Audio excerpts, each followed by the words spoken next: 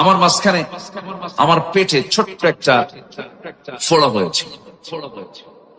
এই ফোড়াটা ধীরে ধীরে বড় এরিয়া ধারণ করল। আমি একটু হলেও উপলব্ধি করতে পেরেছি যে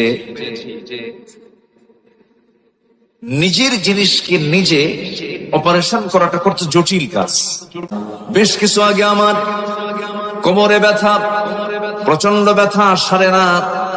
ডাক্তারকে দেখালাম, তাও কোমর ব্যথা ছাড়ছে না, সমস্যা হচ্ছে।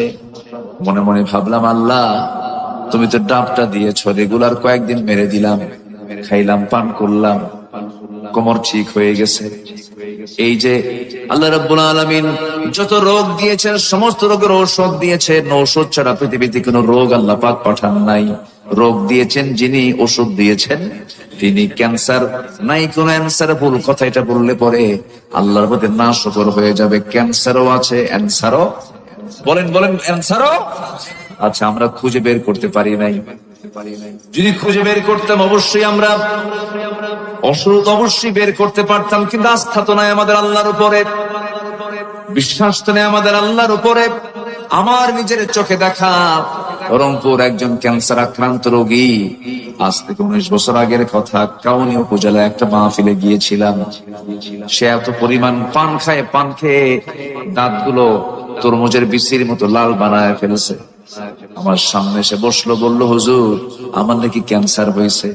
ঢাকায় গেছিলাম, বললো আপনার মেয়াদ, ডাক্তার বলে দিয়েছে আপনার মেয়াদ হলো মাত্র 3 মাস। কান দেওয়ার কথা বলে আল্লাহর মেহেরবানি আমি তাকে বললাম, নিয়মিত আপনি সূরা ফাতিহা পড়বেন, সূরা ইখলাস পড়বেন, ফালাক পড়বেন, নাস পড়বেন, আয়াতুল কুরসি গুলো পড়বেন।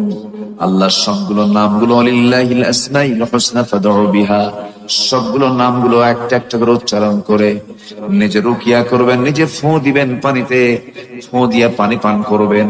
আল্লাহর রহমতে আপনি সুস্থ হয়ে যাবেন। বলল, হুজুর আপনি 1 গ্লাস পানি আমাকে পড়ায় দেন। ভাঙ্গাচোরা কিছু পড়ায় দিলাম। আজ পর্যন্ত ওই লোকটা এখনো বেঁচে আছে। ক্যান্সারের অ্যান্সার আছে না নাই? ক্যান্সার দিয়েছেন কে?